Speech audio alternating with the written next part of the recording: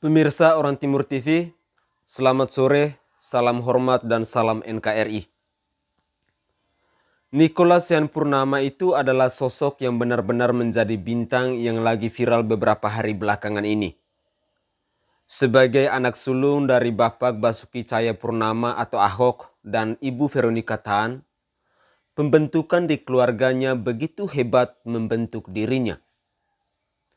Pembentukan dirinya memberikan kita pandangan yang lebih segar mengenai struktur sosial yang selama ini dianggap sebagai kebenaran.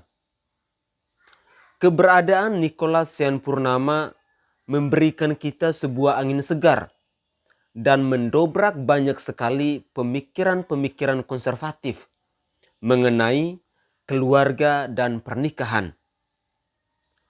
Orang-orang dulu menganggap bahwa keluarga dan pernikahan adalah hal yang mutlak dan harus dikerjakan untuk meneruskan generasi. Tanpa ada penerusan generasi, maka hereditary alias keturunan akan berhenti. Buat Nicholas Yan Purnama, hal itu adalah mitos. Tidak semua orang dilahirkan untuk menikah dan punya anak, lalu hidup berkeluarga dengan berbagai alasan. Tidak semua orang bahkan siap untuk menjadi kepala keluarga atau pasangan hidup yang sama-sama sepadan. Nicholas Yan Purnama mengatakan bahwa dengan berkeluarga ada kemungkinan untuk sakit hati dan tidak bebas menjadi diri sendiri.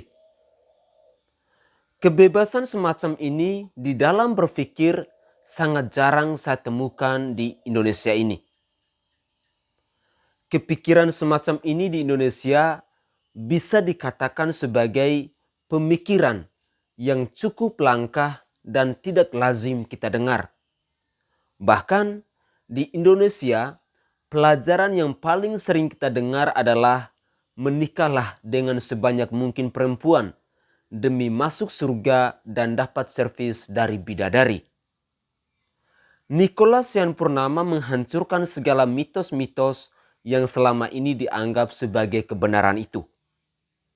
Dan pada akhirnya, kebenaran yang palsu itu dibongkar dan ditelanjangi oleh anak dari Bapak Basuki Cahayapurnama di beberapa podcast yang ia hadiri itu. Banyak sekali pemikiran-pemikiran segar yang saya dapatkan dan menginspirasi banyak anak muda untuk menjadi diri sendiri. Pandangan yang ia miliki merupakan pandangan seseorang yang dibesarkan dalam keluarga yang kita tahu bersama-sama di mana bapak dan ibunya bercerai demi lesser evil alias menghindari kerusakan yang semakin parah. Necessary evil atau lesser evil bisa dianggap sebagai hal yang dibenarkan dalam kasus-kasus khusus seperti kelanggengan rumah tangga, stabilitas nasional, dan kehidupan bermasyarakat yang krusial. Nicholas Yan Purnama yang saat perceraian ayah ibunya yang masih berusia 20-an tahun itu tentu sangat terpengaruh atas segala keputusan yang diambil oleh orang tuanya untuk berpisah. Dan tentunya banyak sekali pandangan-pandangan yang Nicholas Yan Purnama dapatkan selama dia hidup dan besar di keluarga Purnama. Hal yang cukup mencengangkan bagi saya adalah ketika Nicholas Yan Purnama mengatakan dia tidak mau menikah dan dia mengatakan perempuan yang ia idolakan merupakan perempuan yang bisa diajak untuk tidak berkomitmen.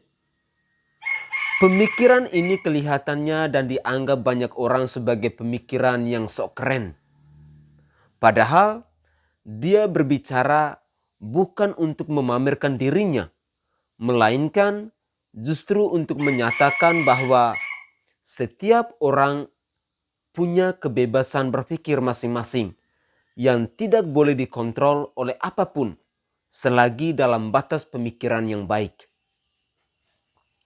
Kebaikan menurut Nicholas Yan Purnama adalah kebaikan yang bisa dipertanggungjawabkan dan membuat dirinya nyaman. Dalam video ini, saya tidak akan melebih-lebihkan pemikiran Sean Purnama lebih jauh lagi.